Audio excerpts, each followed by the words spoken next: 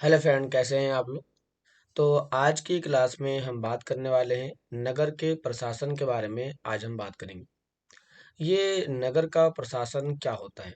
नगर का प्रशासन का मतलब होता है कि किसी बड़े से क्षेत्र में राज्य की व्यवस्था को चलाना। या जैसे कि हमारे पास कई सारे नगर पाए जाते हैं। हमारे पास दो टाइप के नगर पाए जाते हैं। जैसे कि देखा जाए तो एक नगर तो होता है हमारे पास छोटे स्तर पर। जब हम बात करते हैं छोटे स्तर के बारे में तो ये होते हैं आपके गांव के स्तर पर। आप दे सकते हैं जो गांव के आसपास मिल जाते हैं। दूसरा आपका मिल जाता है बड़े शहरों में मिल जाते हैं। तो जो शहरों में होते हैं ना, हम यहाँ पर उनके नगरों और गांव के दोनों ही नगरों के बारे में बात करेंगे कि वहाँ का प्रशासन किस प्रकार से चलाया जाता है। तो यहाँ पर आपको जान करके बड़ा आश्चर्य होगा कि इस प्रकार का जो प्रशासन होता है, इस प्रकार का प्रशासन हमारे कंट्री में स्थानीय स्थानीय शासन व्यवस्था के अंतर होता है। शासन व्यवस्था के अंतर होता है। अब हम बात करते हैं भारत में स्थानीय शासन व्यवस्था को अपनाने के बारे में। तो इसको 72 और 73rd अमेंडमेंट एक्ट 1992 के तहत इसे अपनाया गया। और इसे अपनाने के बाद भारत के अंदर हमने पंचायती राज व्यवस्था को अपनाया। पंचायती राज व्यवस्था को अपनाने का काम किया। इसके साथ साथ हमने यहाँ पर नगर पालिका को अपनाया। नगर पालिका और नगर पालिका जो होती है या पंचायती राज व्यवस्था जो होती है, ये खास करके देखा जाए तो ये आपको छोटे स्तर के नगरों के प्रशासन के लिए बनाया गया।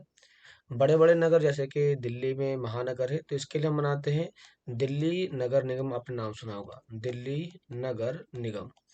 तो यहाँ पर आ गया कि जो बड़े बड़े शहर होते हैं उनके लिए नगर निगम शब्द का इस्तेमाल करते हैं। तो नगर निगम जो है वो बहुत ही बड़े स्तर पर काम करता है। तो ऐसे ही कुछ बड़े बड़े स्तरों के प्रशासन के बारे में बात करेंगे कि यहाँ का प्रशासन किस प्रकार से होता है। आइए देखते हैं इसका इंट्रोडक्शन क्या कहता है। इसके इंट्रोडक्शन में कहता है कि एक गांव के मुकाबले शहर ज़्यादा बड़ा और अधिक फैला हुआ होता है। शहर की गलियां ज़्यादा चौड़ी होती है और यहाँ के बाज़ारों में ज़्यादा भीड़ भाड़ होती है। वास्तव में सही है कि शहर के अंदर हमारे पास जो गलियां होती है ज़्यादा चौड़ी होती है और यहाँ के मार्केट में अलग अलग तरह के लोग आते हैं, तो यहाँ भीड़ भी ज़्यादा होती है। यहाँ पानी और बिजली की सुविधाएं होती है, अस्पताल होते हैं और यहाँ बहुत ही ज़्यादा वाहन होते हैं, गाड़ियाँ होती हैं।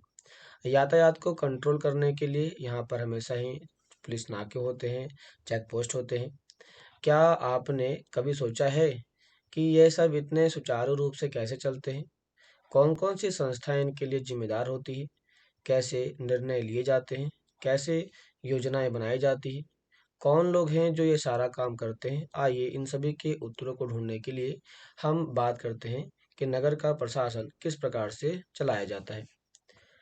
हमारा सबसे पहला कुछ इंट्रोडक्शन दिया गया है। तो इंट्रोडक्शन में कहता है कि इतवार इतवार जो है वो संडे को कहते हैं। संडे को हम यहाँ पर इतवार कहते हैं। इतवार की एक अलसाई हुई दोपहर थी जब माला और उसके साथी शंकर, जहांगीर और रेहाना गली में क्रिकेट खेल रहे थे। शंकर ने एक बड़ा अच्छा ओवर फेंका था और रेहाना आउट होते होते बची थी। रेहाना के आउट ना होने से शंकर हताश हो रहा था और इसीलिए उसने इस उम्मीद से की कि वह कैच आउट हो जाएगी, एक शॉर्ट बॉल फेंक दी। हुआ उल्टा ही। रेहाना ने इतनी तेजी से बल्ला घुमाया कि गेंद ऊपर गई और गली की ट्यूबलाइट टूट गई। देखो क्या कह रहा है, ट्यूबलाइट टूट गई। कह रहा रेहाना चिल्लाई, अरे ये मैंने क्या कर दिया। तो शंकर तपाक से बोला, अरे हम ये नियम बनाना भूल गए थे कि अगर तुम्हारी गेंद से गली की ट्यूबलाइट टूट जाएगी तो तुम आउट मानी जाओगी। तो देखो यहाँ पे ध्यान दिया आपने क्या, यहाँ पर क्या किया गया, तो यहाँ पे कह रहा है नियम बनाना हम भूल गए। तो नियम, एक नया पॉइंट आ गया, नियम। हालांकि तीनों ने ही तब शंकर को विकेट की चिंता छोड़ने के लिए कहा, क्योंकि जो हुआ वे उस बारे में ज्यादा चिंतित और परेशान हो रहे थे। कह रहे कि पिछले हफ्ते उसने सॉरी उनसे निर्मला मौसी की खिड़की टूट गई थी, जिसको बदलने के लिए अपने जेब खर्च में से पैसा देने पड़े थे। तो यहाँ पर क्या आ गया, जेब खर्च और पैसा। कहता है क्या अब दोबारा जेब खर्च में से पैसे देने पड़ेंगे, और ये पैसे देंगे किसको, तो देंगे किसको, किसको जमा करना है। गली की ट्यूबलाइट बदलता कौन है? अब यहाँ पर आ गया ना कि हमारे यहाँ पर जो स्ट्रीट लाइट होती है, स्ट्रीट लाइट जो होती है, वो स्ट्रीट लाइट को चेंज कौन करता है? इसके लिए पैसे कौन लेता है? इकट्ठा कौन करता है? इन सभी के ऊपर यहाँ पर क्वेश्चन आ गया ना। कह रहा है कि माला का घर सबसे पास था, चारों भाग कर माला कर सॉरी चारों भाग करके माला के घर गए और उनकी माँ को सब कुछ बता दिया। सारी बात सुन करके माला की माँ ने कहा कि उन्हें इस बारे में कुछ खास तो पता नहीं, बस यही मालूम है कि यह नगर निगम की जिम्मेदारी होती है। किसकी जिम्मेदारी होती है? तो ये नगर निगम की जिम्मेदारी होती है। अब यहाँ पर बात आ गया ना कि जो ट्यूबलाइट खराब हुआ है, तो ट्यूबलाइट को बदलने का काम कौन करता है? ट्यूबलाइट को बदलने का काम नगर निगम करता है। तो नगर निगम कहाँ पर है? नगर निगम जो है वह शहरों में काम करता है, शहरों का कार्य करता है। कह रहा है कि उन्होंने बताया कि यास्मीन खाला से पूछना चाहिए कि वे हाल ही में नगर निगम से सेवानिवृत्त हुई है। सेवानिवृत्त का मतलब होता है कि जो अपनी सेवा दे चुकी हो। जाओ उनसे पूछ लो, और माला तुम जल्दी घर वापस आना। उनसे सलाह दिया गया कि आप पूछ करके जल्दी घर लौट आना। कहता है कि यास्मीन खाला उसी गली में रहती थी और माला की माँ से उनकी बहुत अच्छी दोस्ती भी थी। चारों दौड़कर खाला के घर पहुंचे और जैसे ही उन्होंने दरवाजा खोला वे एक साथ पूरा किस्सा सुनाने लग गए। उनका सवाल सुनकर यास्मीन खाला बड़े जोर से हंस पड़ी और बोली, कोई एक व्यक्ति नहीं जिसको तुम पैसा दे सकते हो, एक बहुत बड़ी संस्था होती है जिसको नगर निगम कहते हैं। अब देखो यहाँ पे बात आ चुका है कि जो नगर निगम होता है, निगम नगर निगम को चलाने का काम जो होता है, ये कोई एक व्यक्ति नहीं करता है, बल्कि व्यक्तियों का समूह करता है। क्या करता है? तो व्यक्तियों का समूह इस प्रकार का नियंत्रण करता है। ये सड़कों पर रोशनी की व्यवस्था करता है। तो देखो नगर निगम के काम बताया गया है कि नगर निगम क्या काम करता है। तो इसका पहला जो काम होता है, आइए देखते हैं। इसका पहला काम होता है नगर निगम का कि सड़कों पर रोशनी की व्यवस्था करना, कूड़ा इकट्ठा करना। जैसे कि अभी के टाइम में दिल्ली में तुमने देखा होगा कि आसपास में जहाँ भी कूड़ा इकट्ठा होता है वहाँ पर एमसीडी की गाड़ी आती है और वो साउंड चलाते हुए जाती है और कहती है कि आप अपना अपना कूड़ा इसमें डालें, सूखा कूड़ा अलग और गीला कूड़ा अलग डालें। तो ये कूड़ा इकट्ठा करने के लिए जो आती है उस गाड़ी पे जरा ध्यान से देखिएगा, वहाँ पर लिखा रहता है क्या? नगर निगम, दिल्ली नगर निगम लिखा रहता है। इसका एक काम और क्या होता है? तो क्या इसका काम होता है पानी की सुविधा उपलब्ध कराना, सड़कों व बाजारों की सफाई कराना। ऐसे कई सारे काम जो होती है वो नगर निगम के माध्यम से किया जाता है। जैसे कि आप अपने आसपास में देखते होंगे साप्ताहिक बाजार लगते हैं। हर हफ्ते आपके आसपास में बाजार लगाए जाते हैं। तो इस बाजार जो लगाए जाते हैं तो वो अपना कुछ ना कुछ, जैसे कि छिलका हो गया, कुछ गंदे सामान हो गए, वो यहीं पे छोड़ दिया करते हैं। लेकिन फिर उसकी सफाई कौन करता है? इस प्रकार की चीज़ों की जो सफाई होती है वो नगर निगम के द्वारा ही की जाती है। अब आइए देखते हैं आगे क्या कहता है। कह रहा है कि माला बोली, हाँ हाँ, मैंने नगर निगम के बारे में सुना है। मैंने शहर में बोर्ड देखे हैं जो नगर निगम के द्वारा लोगों को मलेरिया के बारे में बताने में लगाए जाते हैं। तो कह रहा है क्या? खाला बोली, तुम बिल्कुल सही कह रही हो। नगर निगम का काम ये सुनिश्चित करना भी है कि शहरों में बीमारी ना फैले। अब देखो यहाँ पर एक क्वेश्चन और आ चुका है कि शहरों में बीमारी को रोकने के लिए भी नगर निगम काम करती है। यह स्कूल स्थापित करती है, स्कूल को यह स्थापित करती है। तो आपने दिल्ली में कुछ स्कूल देखे होंगे जो नगर निगम के स्कूल होते हैं। तो कुछ स्कूलों के बैग के पीछे लिखा रहता है नगर निगम। तो जो नगर निगम है कहीं ना कहीं वो नगर निगम के द्वारा ही इस्टेब्लिश किया जाता है, बनाया जाता है, और उन्हें वो चलाने का काम भी करते हैं। कह रहे हैं कि शहर में दवा खाना, तो जो हमारे पास मेडिसिन की दुकान होती है और हॉस्पिटल होती है, इसको भी कई बार एमसीडी ही बनाती है और चलाती भी है। मेरे घर के बगल में ही एक एमसीडी हॉस्पिटल है छोटा सा, तो उसको चलाने का काम जो होता है वो दिल्ली सरकार ही करती है। और इसका जो अगला काम होता है वो होता है बाग बगीचों की देखरेख करना। उन्होंने आगे जोड़ा, हमारा पुणे शहर बहुत ही अच्छा शहर है और यहाँ नगर प्रशासन चलाने वाले संस्थान को नगर निगम कहते हैं। तो कह सकते हो ना कि नगर प्रशासन चलाने वाले संस्थान को ही नगर निगम कहा जाता है। छोटे कस्बे में इसे नगर पालिका कहते हैं। तो छोटे कस्बों में, जैसे कि मैंने अभी आपको ऊपर बताया था कि गांव के स्तर पर भी हमारे पास नगर निगम होते हैं, लेकिन वहां पर जो नगर निगम होते हैं ना, हम उन्हें कहते हैं क्या? हम उन्हें नगर पालिका कहते हैं। अब नगर पालिका जो होती है यह छोटे स्तर पे काम करती है, जैसे कि गांव के लेवल पर ये काम करती है। आइए देखते हैं कि कहता है क्या। कह रहा है कि क्या आप नगर पालिका के कार्यों की सूची बनाने में शंकर की मदद कर सकती हो क्या? हाँ, कर सकते हैं। अब नगर पालिका क्या कर सकती है? तो जो नगर निगम करती है वही नगर पालिका वो अपने गांव के लेवल पर सारे काम करती है। कहता है कि क्या नगर परिषद, पार्षद और प्रशासनिक कर्मचारी के बारे में बात करता है। ये दोनों क्या होता है ये देखते हैं। कहता है कि यास्मीन खाला, मुझे बड़ी उत्सुकता हो रही है कि यह फैसला लेता कौन है कि पार्क कहाँ बनाया जाए। अब देखो यहाँ पे क्वेश्चन आ रहा है कि पार्क कहाँ पर बनाया जाए, इसका फैसला कौन लेता है। जब आप नगर निगम में काम करती थी तो क्या ऐसे मजेदार निर्णय लेने पड़ते थे? रेहाना ने इनके बारे में पूछा। खाला ने जवाब दिया, यहाँ पर खाला ने बताया कि नहीं रेहाना, मैं तो नगर निगम के अंदर लेखा विभाग, इसका नाम होता है अकाउंट का काम करती थी।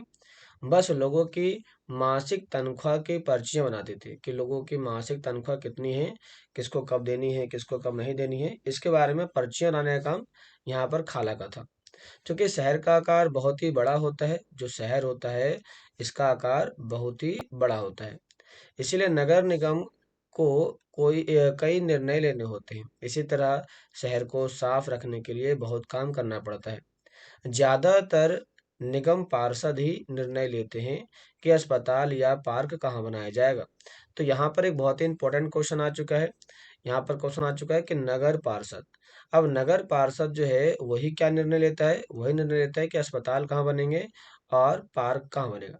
तो नगर निगम जो होता है वो सॉरी नगर पार्षद जो होता है वो स्तर के स्थानीय स्तर के विकास में निर्णय लेता है।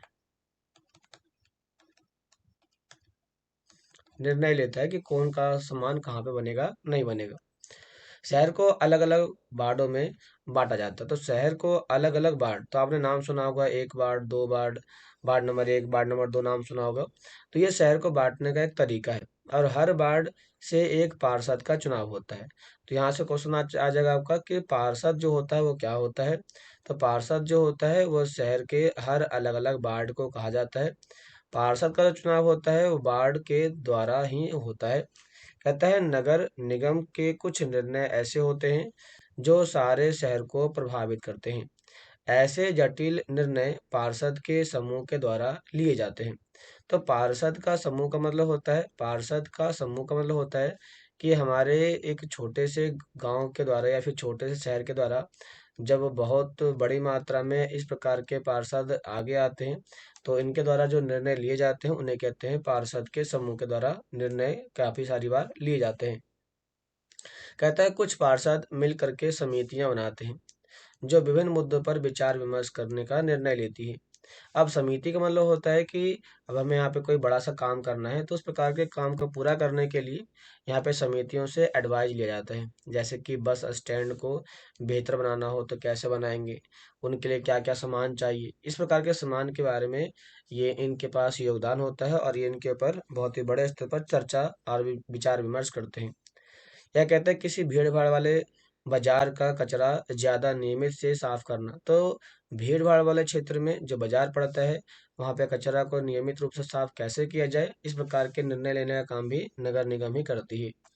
कहता है पार्षद की समितियां ही, जो हमारे पास पार्षद होती है इनके द्वारा बनाई गई समितियों के पास क्या काम होता है, तो पानी की व्यवस्था करना, कचरा जमा करना, सड़कों पर रोशनी करना, ऐसी कुछ व्यवस्था जो होती है वह नगर पार्षद को दी जाती है। किसको? तो वह नगर पार्षद को दी जाती है। जब एक वार्ड के अंदर की समस्या होती है तो वार्ड के लोग पार्षद से संपर्क कर सकते हैं। पार्षद से संपर्क कर सकते हैं कब? जब एक वार्ड की समस्या होती है, जैसे कि ये पूरा सा पूरा पूरा शहर है लेकिन इसमें छोटा सा एक वार्ड है, यदि यहाँ पे किसी को समस्या हो रही है तो वो अपनी समस्या जो है वह पार्षद के पास लेकर के आएगा और पार्षद उसे सुलझाने का काम करेगा। अब मैं कह रहा हूँ उदाहरण के लिए, अगर यहाँ पर थोड़ा सा और देख ले तो ऊपर कुछ है तो नहीं, नहीं है, लेकिन कुछ क्वेश्चन पूछे गए हैं। कह रहे हैं कि निम्नलिखित वाक्यों को खाली स्थान भरिए। पंचायत के चुने हुए सदस्यों को क्या कहा जाता है? तो वहां पर पंचायत के चुने गए सदस्यों को मुखिया कहा जाता है। शहर विभिन्न भागों में बटा होता है, अभी हमने देखा वार्ड में बटा होता है। नगर निगम के चुने हुए सदस्यों को क्या कहते हैं? वार्ड परिषद कहते हैं। वार्ड परिषद के समूह उन मुद्दों पे काम करते हैं जो जटिल होते हैं और जो शहरों को प्रभावित करते हैं। पंचायत और नगर पालिका के चुनाव प्रत्येक कितने वर्षों के बाद होता है? तो 5 सालों के बाद होता है। आगे कहता है कि पार्षद अगर निर्णय लेते हैं तो आयुक्त के नेतृत्व में दफ्तर के प्रशासनिक कर्मचारी उन निर्णयों के ऊपर अपनी सहमति देने का काम करते हैं। यहाँ पे कह रहा है क्या? यहाँ पे कह रहा है कि अगर दिल्ली के खतरनाक तार लटक कर नीचे आ जाए तो स्थानीय पार्षद बिजली विभाग के अधिकारियों से बात करने में मदद कर सकता है। मतलब ये हुआ कि अब यहाँ पर बिजली विभाग को हम सूचना देंगे कि वह इस प्रकार के हाई जो हाई वेलोसिटी वाली जो वायर जा रही है उसको ठीक करे। कह रहा है क्या? जहाँ पार्षद की समितियां एवं पार्षद विभिन्न मुद्दों पर निर्णय लेने का काम करती है, वहीं उन्हें लागू करने का काम आयुक्त करता है, कमिश्नर करता है। तो यहाँ पर ध्यान दीजिएगा आप लोग। यहाँ पर मेन काम कौन कर रहा है? तो पार्षद की जो समितियां होती है और जो पार्षद के अलग अलग मुद्दे होते हैं, इनके ऊपर निर्णय लेने का काम करती है पार्षद। लेकिन यहाँ पर बात आता है कि उस निर्णय तो ले लेती है, लेकिन इसको पारित कौन करता है? तो इसको जो पारित करने का काम होता है, मतलब इसको पास करने का जो काम होता है, वो कमिश्नर का होता है। कमिश्नर ही इसको पास करती है और प्रशासनिक कर्मचारी करते हैं। तो दो लोग यहाँ पर इस प्रकार के काम करते हैं। आयुक्त और प्रशासनिक कर्मचारियों की सरकार के द्वारा नियुक्ति की जाती है। तो यहाँ पर आ चुका है ना कि प्रशासनिक जो लोग होते हैं, प्रशासनिक और जो आयुक्त होते हैं, इनकी नियुक्ति कौन करता है? तो सरकार के द्वारा की जाती है। कहता है जबकि पार्षद जो होते हैं वो निर्वाचित होते हैं। निर्वाचित का मतलब होता है कि इनका जो हो रहा है, यहाँ पर इलेक्शन हो रहा है इन लोगों का, और ये इलेक्शन के माध्यम से चुने जाते हैं और आते हैं। कहते हैं तो नगर निगम में ये निर्णय कैसे लिए जाते हैं? रेहाना ने पूछा। वह कभी सोचना बंद ही नहीं करती। बच्चों के सवालों से खुश होते हुए यास्मीन खाला ने जवाब दिया। सारे बोर्ड के पार्षद मिलते हैं और सबकी सम्मिलित राय से एक बजट बनाया जाता है। अब ये बजट क्या होता है? तो बजट एक साल के अंदर किए गए खर्चों का ब्यौरा होता है कि हम एक साल में क्या क्या किन किन मुद्दों पे खर्च करेंगे। उसी को हम कहते हैं कि यहाँ पर बजट कहते हैं। कहता है उसी बजट के अनुसार पैसा खर्च किया जाता है कि हम कहाँ कहाँ पर कितना कितना पैसा खर्च करने वाले हैं इस साल या अगले साल। कह रहे हैं कि पार्षद ये प्रयास करते हैं कि उनके बोर्ड की विशिष्ट जरूरतें परिषद के सामने रखी जाए। फिर ये निर्णय प्रशासनिक कर्मचारियों के द्वारा क्रियान्वित किए जाते हैं। क्रियान्वित का मतलब होता है उसे इम्प्लीमेंट करना, उसे लोगों तक पहुंचाना, लोगों को उसका लाभ दिलाना। ऐसे कई सारे काम जो होते हैं वो यहाँ पर पार्षद के द्वारा और प्रशासनिक कर्मचारियों के द्वारा किए जाते हैं। खाला बड़ी खुश थी क्योंकि किसी बड़े व्यक्ति ने तो आज तक उनके काम के बारे में पूछा नहीं था। बच्चों के सवाल ने उन्हें अपने अनुभव बांटने का एक मौका दे दिया था। कह रहा है कि नगर निगम को पैसा कहाँ से मिलता है? ये बहुत ही बड़ा क्वेश्चन है, क्योंकि यहाँ से जो इम्पोर्टेंट क्वेश्चन है वो लगातार आप लोग के आते रहते हैं कि नगर निगम को पैसा कहाँ से मिलता है। कह रहा है कि इतने सारे काम करने के लिए बहुत सारा पैसा चाहिए। नगर निगम ये राशि अलग अलग तरीकों से इकट्ठा करती है। इस राशि का जो बड़ा भाग होता है वह टैक्स के माध्यम से आता है। तो पहला जो हो गया वो हो गया टैक्स के माध्यम से आता है। कहता है टैक्स वह राशि है जो लोग सरकार द्वारा उपलब्ध कराई गई सुविधाओं के लिए सरकार को देते हैं। तो सरकार को हम किन किन चीज़ों पर टैक्स देते हैं? तो हम सरकार को वस्तुओं पर देते हैं, सेवाओं पर देते हैं, और कई सारी चीज़ों पर आप उनको टैक्स देने का काम करते हैं। आप सुबह उठने से लेकर के रात को सोने तक जो भी चीज़ इस्तेमाल करते हैं उस पे सरकार को आप डायरेक्ट और इनडायरेक्ट दोनों ही तरह के टैक्स देने का काम करते हैं। कह रहा है यहाँ पर आगे कि जिन लोगों के अपने घर होते हैं उन्हें संपत्ति कर देना होता है। तो यहाँ पर आपने क्या दिया? तो जो टैक्स दे रहे हैं वो टैक्स आपका होता है प्रॉपर्टी टैक्स हो जाता है। प्रॉपर्टी टैक्स हो गया।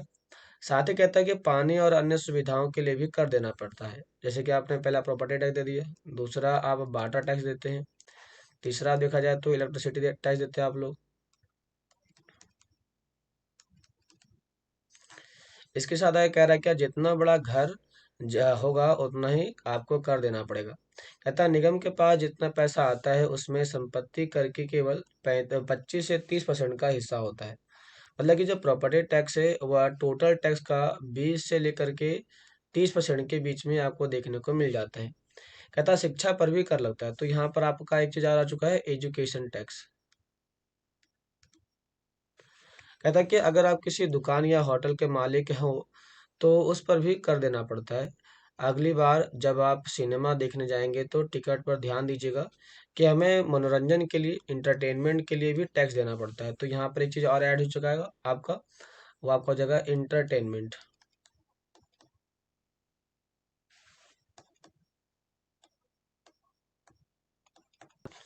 तो इंटरटेनमेंट टैक्स भी लग जाता है। इससे आप कह सकते हो सर्विस चार्ज या सर्विस टैक्स, आप इसे कह सकते हो। इसमें कहता है कि इस तरह अमीर लोग संपत्ति कर देते हैं, वहीं जनसंख्या का बड़ा हिस्सा सामान्य तरह से कर देने का काम करता है। तो हम लोग जो सामान्य लोग होते हैं वो कैसे कर देते हैं, तो हम लोग कर देते हैं वस्तुओं को खरीद करके। जब भी आप किसी वस्तु को परचेज करते हैं तो उसके ऊपर गवर्नमेंट टैक्स लगाती है, और ये टैक्स हमें इनडायरेक्ट तरीके से देना पड़ता है। यहाँ पे कह रहा है कि शंकर ने बड़ी उत्सुकता के साथ पूछा कि अपना शहर तो इतना बड़ा है, इसकी देखभाल के लिए बहुत लोगों की जरूरत पड़ती होगी। खाला जब तुम सॉरी जब खाला तब तो नगर निगम में ढेर सारे लोग काम करते होंगे, बोला उन्होंने उससे पूछा। वह अब तक क्रिकेट के मैच में और अधूरे ओवर के बाद बिल्कुल भूल चुका था, क्योंकि उसको पता नहीं था कि इतने लोग यदि यहाँ पर आते हैं तो हो सकता है यहाँ पर भी लोग आते होंगे, नहीं आते होंगे। इसके बारे में वो भूल ही चुका था। दरअसल शहर में काम को अलग अलग विभागों में बांटा जाता है। तो यहाँ पर समझ में आ चुका होगा कि काम को विभागों में बांट दिया गया था। जैसे जल विभाग होते हैं, आपका कचरा जमा करने का विभाग होता है, उद्यानों की देखभाल का विभाग होता है, सड़क व्यवस्था के विभाग होते हैं। ऐसे कई सारे हमारे यहाँ पे विभाग होते हैं, डिपार्टमेंट होते हैं, जो हर डिपार्टमेंट अपने अलग अलग काम को पूरा करता है।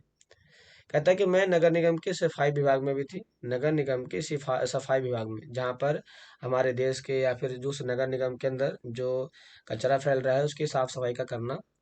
कहता है उसी के लेखा विभाग में हिसाब किताब का काम करती थी।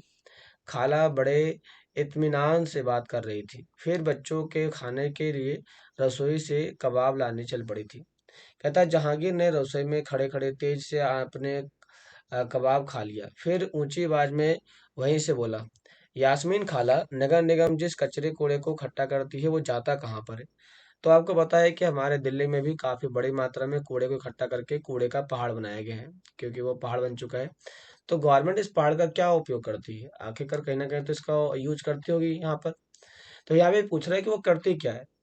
बाकी बच्चे अभी कबाब ही खा रहे थे, यास्मीन खाला ने बताना शुरू किया। इन सवालों का जवाब भी बड़ा मजेदार है। जैसा कि तुम जानते हो, कचरा लगभग हर गली में फैला रहता है। पहले हमारे पड़ोस में भी यही हाल था, चारों तरफ कूड़ा फैला रहता था। अगर कूड़े को इकट्ठा करके हटाया ना जाए तो मक्खियां भिनभिनाती रहती हैं, आसपास कुत्ते रहते हैं, चूहों का जमावड़ा रह जाता है, लोग इसकी बदबू से बीमार पड़ने लग जाते हैं। और एक और बुरी बात यह है कि बच्चों ने गली में क्रिकेट छोड़ दिया था, क्योंकि गली में अभी कह रहा है क्या, क्योंकि आपको पता होना चाहिए कि जब आप गली में खेलते हैं तो गली में नहीं खेलते हैं तो क्या होता है कि यहाँ पे जितने भी जगह होती है, यहाँ पे जो बाहर जानवर आते हैं वो इसको और गंदा कर देते हैं। कहता है कि यहाँ पर आगे क्या, एक और बुरी बात यह है कि बच्चों ने गली में क्रिकेट खेलना छोड़ दिया था, क्योंकि उनके घर वालों को यही घर यहाँ से डर लगता था। गली में अधिक समय से लोग बीमार पड़ ना जाए, इसलिए लोग यहाँ पर रहा नहीं करते थे। तो यहाँ पर लोग क्या करते थे, यहाँ पर लोगों के द्वारा काफी ज्यादा हलचल जो हुआ करती थी वो देखने को नहीं मिलती है। कहता है लोगों का विरोध। कहता है यास्मीन खाला ने अपनी बात जारी रखा, मोहल्ले की औरतें इन सबसे बड़ी नाराज थी। वे सलाह लेने मेरे पास आई। मैंने उन्हें कहा कि मैं विभाग के किसी अधिकारी से इस मामले में बात करने की कोशिश करूंगा या करूंगी, मगर मैं भी निश्चित तौर पर ये बात नहीं कर सकती कि इसमें कितना समय लगेगा। इस पर गंगाबाई ने बताया कि हमें अपने वार्ड के पार्षद के पास इस समय को लेकर के जाना चाहिए। आखिर वोट देकर हमने उसे चुना है, उसके सामने हमें विरोध प्रदर्शन करना चाहिए। तो एक छोटे से जगह की जो समस्या होती है, एक छोटे से जगह की जो समस्या होती है, इस समस्या को जो हल करता है वो पार्षद करता है। कौन करता है? पार्षद। तो अभी मैंने आपको बताया था वार्ड पार्षद। तो वार्ड पार्षद ही आपके वार्ड की समस्या का समाधान करता है। कह रहा गंगाबाई ने महिलाओं के एक छोटे समूह को इकट्ठा किया और पार्षद के घर पहुंच गई। सभी औरतें घर के सामने जाकर के नारे लगाने लगी। तब पार्षद घर के बाहर निकले। उन्होंने उनकी समस्या के बारे में पूछा। गंगाबाई ने अपने मोहल्ले की खराब हालत बयान की। पार्षद ने उन महिलाओं से वादा किया कि वे अगले दिन उनके साथ आयुक्त से मिलने जाएंगे। आयुक्त का मतलब होता है यहाँ के डिपार्टमेंट जो लोग होते हैं जो इस प्रकार के काम करते हैं, उनसे मिलने जाएंगे। साथ ही उन्होंने गंगाबाई को मोहल्ले के सारे वयस्कों में से एक अर्जी पर दस्तखत कराने के लिए कहा कि जितने भी आपके मोहल्ले में एडल्ट लोग हैं, आप सभी से दस्तखत करा ले, साइन करवा लीजिए, ताकि इसमें काम करने में हमें सहायता हो सके, एक टाइप से प्रूफ के तौर पर। अर्जी ये थी कि उनके मोहल्ले से कचरा उठाने की नियमित व्यवस्था की जाए। उन्होंने सुझाव दिया कि कल आयुक्त से मिलने जाते समय स्थानीय सफाई अभियंता यानी इंजीनियर को भी साथ ले जाना अच्छा होगा होगा इससे फायदा होगा, क्योंकि उनके सफाई अभियंता भी आयुक्त को बता सकेंगे कि हालात कितनी खराब है। क्योंकि यदि कोई बड़ा सा शहर होता है तो यहाँ पर साफ सफाई करना थोड़ा मुश्किल सा होता है। कह रहा कि उस दिन पूरी शाम बच्चे घर घर का चक्कर लगाते रहे, ताकि अर्जी पर ज्यादा से ज्यादा परिवारों के लोगों के दस्तखत हो सके। अगली सुबह होते होते बहुत बड़ी संख्या में महिलाएं पार्षद और सफाई अभियंता के साथ नगर निगम के दफ्तर के आगे चले आए। कहता है कि आयुक्त पूरे समूह से मिले, पर वे बहाना बनाने लगे कि नगर निगम के पास पर्याप्त संख्या में ट्रक उपलब्ध नहीं है। उन्होंने कहा कि हमारे पास उतना ज़्यादा ट्रक नहीं है कि हम उसका इस्तेमाल कचरे को फेंकने के लिए कर सकते हैं। यहाँ पर गंगाबाई तपाक से बोली, और तपाक से कह दिया, लेकिन लगता है कि आपके पास अमीर अमीर इलाकों से कचरा उठाने के लिए तो ट्रक एक है। कहता है कि जहांगीर ने झट से कहा, इससे आयुक्त का तो मुंह ही बंद हो जाएगा, और नहीं तो क्या। उसने फौरन इंतजाम करने के लिए कहा। यास्मीन खाला ने बताया, गंगाबाई ने आयुक्त को चेतावनी दी कि अगर 2 दिन के अंदर काम नहीं हुआ तो नगर निगम के सामने बहुत बड़ी संख्या में महिलाएं धरने पर बैठ जाएगी।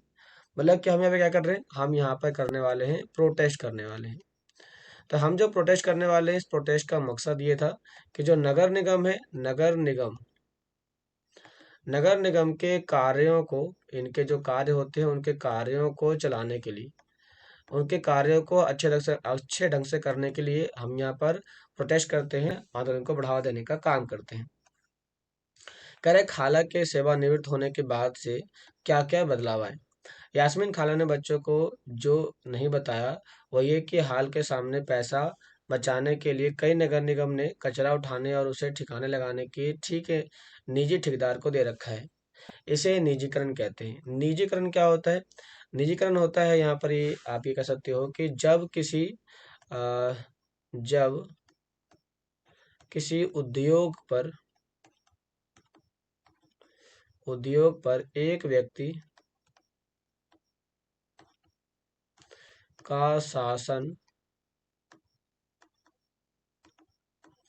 होता है तो उसे हम निजीकरण कहते हैं। इसका मतलब ये था कि जो काम पहले सरकारी कर्मचारी करते थे, अब वह काम निजी कंपनी करती है। निजी कंपनी मतलब कोई भी, मेरी मेरी कंपनी, आपकी कंपनी, हम सब मिल करके यहाँ पे काम करते हैं। निजी ठेकेदार जिन मजदूरों को कचरा जमा करने, उन्हें उठाने पे काम पे लगाते हैं, उन्हें बहुत कम पैसा दिया जाता है। उन मजदूरों की नौकरी अस्थायी होती है। इनका नौकरी आज 1 महीने है तो कल 2 महीने फिर इनके पास नहीं है। कहता कचरा उठाने का काम काफी खतरनाक भी होता है। अक्सर उनके पास अपनी सुरक्षा के साधन नहीं होते। अगर काम करते हुए वे घायल हो जाते हैं तो उनकी देखभाल करने वाला कोई भी नहीं होता। मतलब कि यहाँ पर उनको सुरक्षा प्रोवाइड नहीं किया जाता है। तो कहीं ना कहीं ये सरकार की फेलियर है। इसको देने का काम सरकार को करना चाहिए। तो कह रहा है कि तो क्या गलियों की सफाई हो गई? रेहाना ने झट से पूछा, जो कभी चीजों को अधूरा नहीं छोड़ती थी। यहाँ पर आगे कहती है क्या, यहाँ पे कहा गया कि जो 2 दिन तक कुछ भी नहीं हुआ। वो तो जब एक बहुत बड़े समूह ने विरोध प्रदर्शन किया, जोरदार नारे लगाए गए, तब जाकर के बात बनी। अब मोहल्ले की सफाई नियमित रूप से होने लगी है। यह तो बिल्कुल मुंबई सिनेमा की तरह सुखद अंत हुआ। माला ने कहा कि वह अपने आप को नेतृत्व करने वाली गंगाबाई की भूमिका में देखने का सपना देख रही है, कि मैं भी उन्हीं की तरह काम करूंगी आगे जा करके। कह रहा है क्या गंगाबाई इस बात का विरोध कर रही थी? आपके हिसाब से गंगाबाई ने पार्षद के पास जाने की बात क्यों सोची? क्योंकि सिंपल सी बात है कि आप किसी भी समस्या का समाधान एक व्यक्ति अकेला तो कर नहीं सकता, या एक व्यक्ति का समूह कभी नहीं कर सकता, क्योंकि यहाँ पर उनके डेवलपमेंट के लिए बहुत बड़ी मात्रा में पैसा चाहिए और हमारे पास इतना पैसा होता नहीं है। इसीलिए गंगाबाई के अनुसार पार्षद हमारे पास होने चाहिए। जब आयुक्त ने ये कह दिया कि शहर में ट्रकों की संख्या पर्याप्त नहीं है, तो गंगाबाई ने क्या कहा? उन्होंने कहा कि हमारे पास हमारे लिए नहीं है, लेकिन शहर के अमीर लोगों के लिए तो है आपके पास, क्योंकि अमीर लोगों से तो आपको टैक्स मिलता है, तो आप उनके लिए काम करते हैं, लेकिन हमसे कोई टैक्स नहीं मिलता, तो आप हमारे लिए काम नहीं करेंगे। कह रहा सभी बच्चों को गंगाबाई की कहानी सुन करके बहुत मजा आया। इन्हें इनका पैसा इसका आभास तो था कि मोहल्ले में गंगाबाई की खास इज्जत थी और लोग उन्हें बहुत मानते थे, मगर उनका कारण अब समझ में आ गया था कि उन्होंने इस प्रकार के काम क्यों किए थे। सारे बच्चों ने खाला का शुक्रिया अदा किया और जाने के लिए उठ खड़े हुए। जाते जाते रेहाने ने कहा, खाला, बस एक आखिरी सवाल है। घर पर अभी जो दो कूड़ेदान हैं, वह भी क्या गंगाबाई का सुझाव था? कहता खाला हंसने लगी और बोली, अरे नहीं नहीं, ये तो नगर निगम ने ही सुझाव दिया है कि हम खाने पीने और गलने वाली चीजों को कूड़ेदान में डालें और प्लास्टिक कांच जैसी ना गलने वाली चीजों को दूसरे कूड़ेदान में डालें। तो हमारे पास जो दो कूड़ादान होता है, दो कूड़ादान, एक सूखा होता है और दूसरा गीला होता है।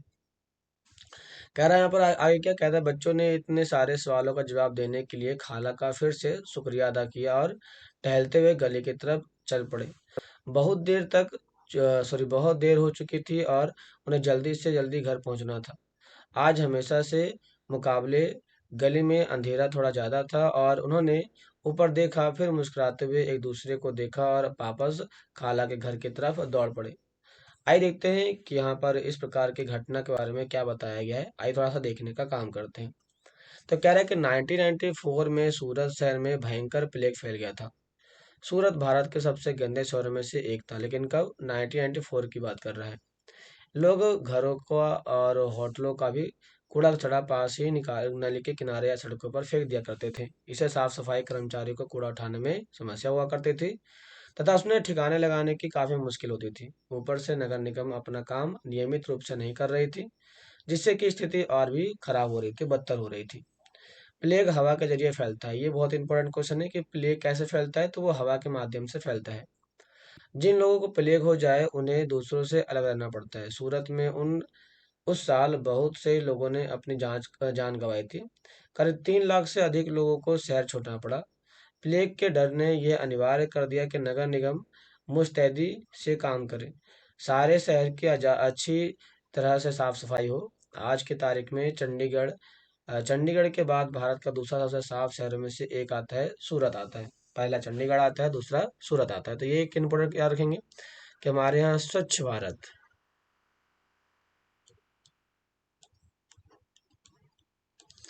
स्वच्छ भारत में पहला जो आपका नाम आता है वह सूरत आता है। जो दूसरा आता है वो कौन सा आता है आपका? तो दूसरा, सॉरी, पहला जो आपका आता है वो चंडीगढ़ आता है। इसको हम मिटा देंगे।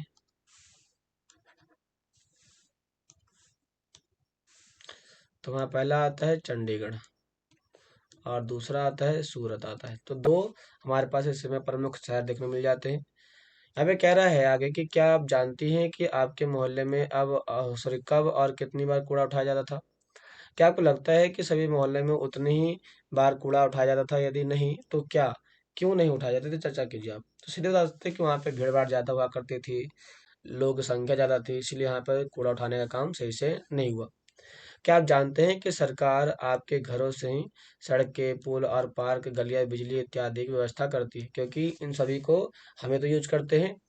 कहता है कि अपने परिवार में इस बारे में बातचीत कीजिए और करों से मिलने वाले इन 3 अन्य लाभों की सूची बताइए कि जब आपके पास टैक्स मिलता है तो आप टैक्स का इस्तेमाल किन किन चीज़ों में करते हैं। मैंने इसके लिए आपको इसके पहले चैप्टर में डाल रखा है। सिविक्स का जो चैप्टर है आपके पास, उस चैप्टर में आप जाके देख सकते हैं, इसके प्लेलिस्ट में आपको मिल जाएगा। तो क्लास, आज का जो टॉपिक है हमारा, आज का टॉपिक यहीं पे खत्म होता है। या वो कैसा लगा जरूर बताइए और वीडियो को सब्सक्राइब लाइक जरूर करें। तो मिलते हैं नेक्स्ट क्लास में, तब तक के लिए धन्यवाद।